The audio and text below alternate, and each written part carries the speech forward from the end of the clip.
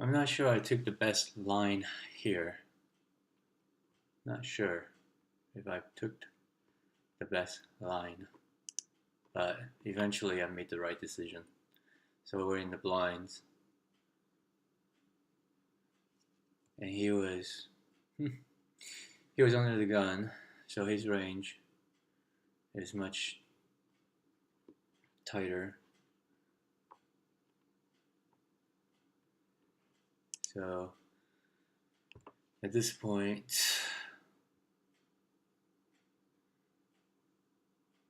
I just had to fold. I wasn't sure what he had, but if he had ace queen, I'm beat. If he had a king, I am beat.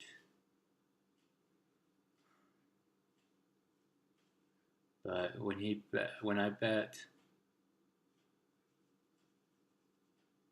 I dunked out, wait, the flop, I don't think I dunked out. Take that back.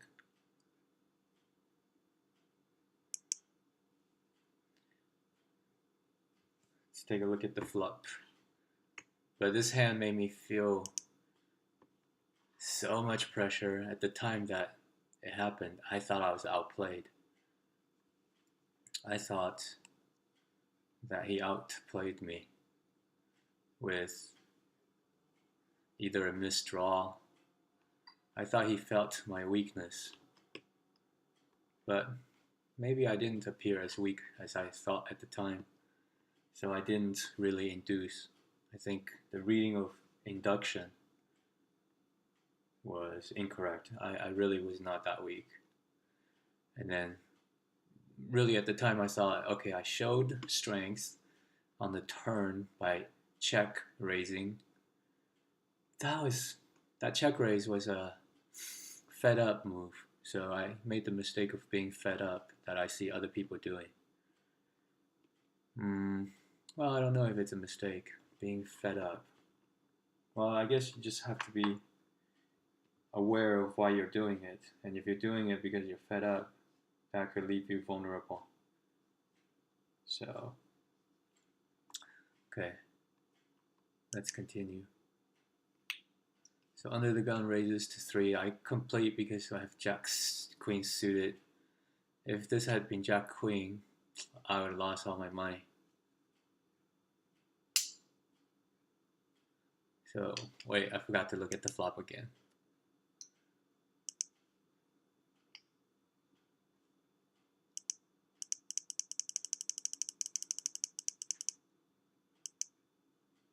Okay, he bet the flop. Yeah, he bet the flop.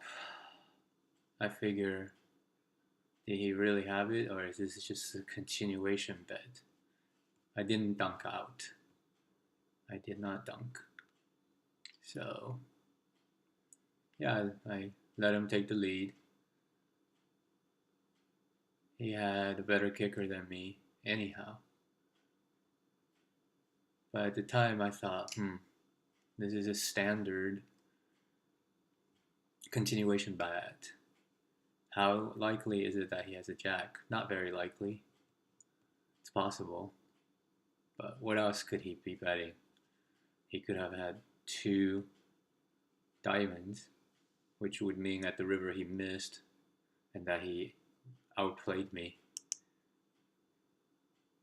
But let's look at the action.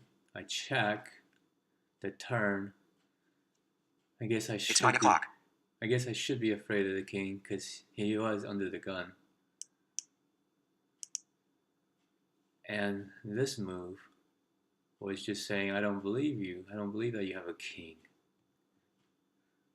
But the guy was under the gun, so his range is much higher. People are not just entering with junk at this stage at 100 no limit. So he definitely could have had a king, but I was fed up. I thought I was being pushed around, and I pushed back. I'm not sure that's the best move, to push back. I'm not sure. But when he calls,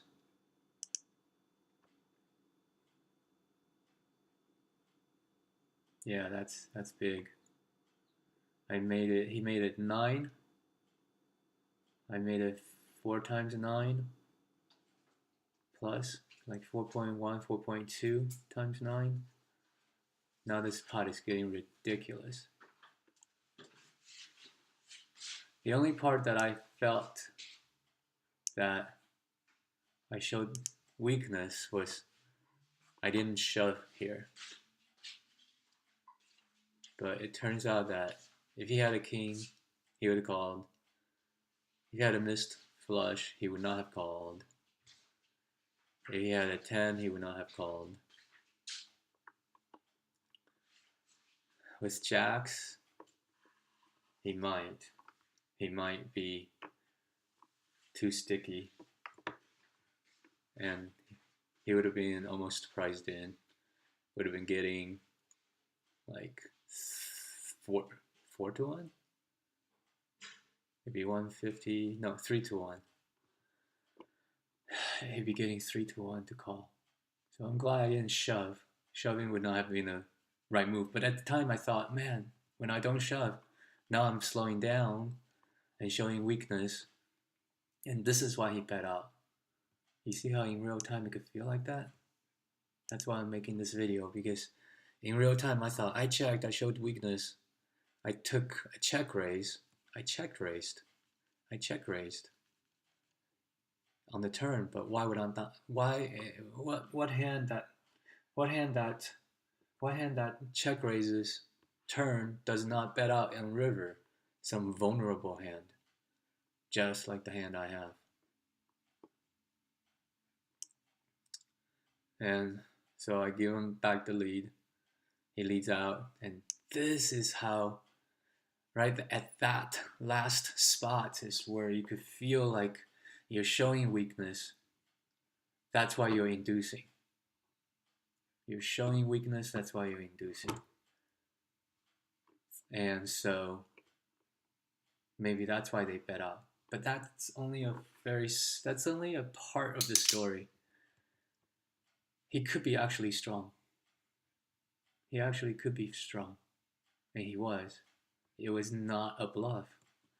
Do people bluff at this spot? Let's take a look. He's not continuing with nothing, so he had something on the turn. So when he has something at the turn, it's gotta be strong. Here he could have junk. Here he could have nothing. At this point he could have had nothing. Maybe this was the time to check raise. That's a possibility. That's a alternate line, possibly.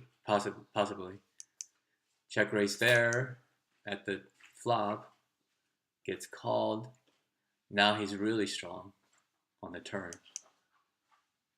See, a different line. But okay, going back to this line. I thought he was bluffing. I didn't think he had a jack. I didn't think he had a king. Meanwhile, he had both. So, wow. What a misread. So I check raised the turn being fed up. I was fed up with your lies. But when he called, that has to tell me he's not calling with air. He's really there. So I really had to slow down. Because part of not wanting to show weakness, but when you're actually weak, sometimes you just have to admit that, okay, I'm fucking weak. And you can't shove here. For God's sake, do not shove your $54. You're not that strong. You're turning your jack into a fucking bluff. And when he had called the check raise on the turn for 4.2 times what he bet out, which was already a large amount, for goodness sake, he's not calling with air. He does not have air. And your mediocre hand is crushed at this point. You cannot shove. You cannot turn your jacks into a fucking bluff. If you had this is actually the time when, if you have a set, you shove.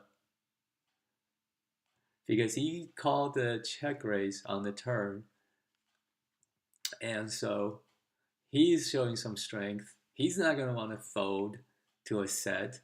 So at this point, if you had like any set, Jack, 10, King, you shove here, you will get called because he has shown so much strength that he will call. He might even call with kings. He might even call with just a pair of kings. So this was a fun hand. And taught me a lot. I made some mistakes, but I did not make the final one of shoving. You don't shove into strength when you're mediocre. You're not getting anybody to fold in that line. Look at it again.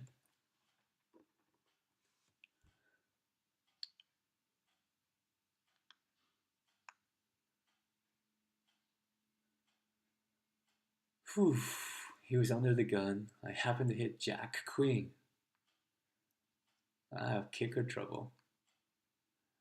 I show so much strength on the turn, and he calls. I have to slow down. I have to step on the brakes. I finally learned by the turn to read that the dude is strong. Like Phil Hellmuth says, you have to know when somebody's weak and when somebody's strong. And they're not gonna call the check raise on the turn, hoping to make a move on the river. That is so negative EV. That is so negative EV. That people are just not gonna do that. Playing any level of play. That's such a gutsy move that I don't think it's ever correct, even for the pros, in terms of, yeah, I don't know. It's just not correct. They just remember you have to know when somebody's weak, when somebody's strong. Don't let your ego get involved in a way, saying, I thought he was weak on the river, and he's got to be still weak now. No. He's strong. He's strong. Your misread of his weakness is wrong.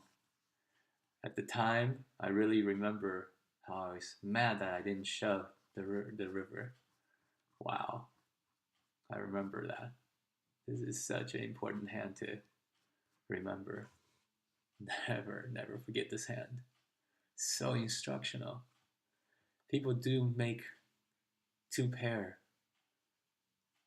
on turns and all of a sudden get real strong.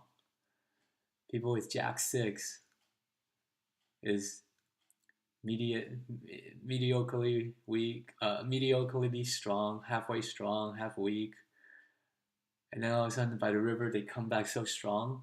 You're like, what? Well, they've hit a 6. Well, in this case, it's unlikely that under the gun Razor has Jack 6 even suited. It's unlikely. But I'm just giving you an example. Somebody with a mediocre hand all of a sudden fucking wakes up with strength. They may have hit the river with like pocket 6s and become a set even. Oof. I think this is probably the reason I can't play Omaha, because Omaha would be so much more complex. I'd be like, I don't know if I was bluffed out of my hand. What? So, yeah, interesting. I need to watch this again. That's why I'm recording it.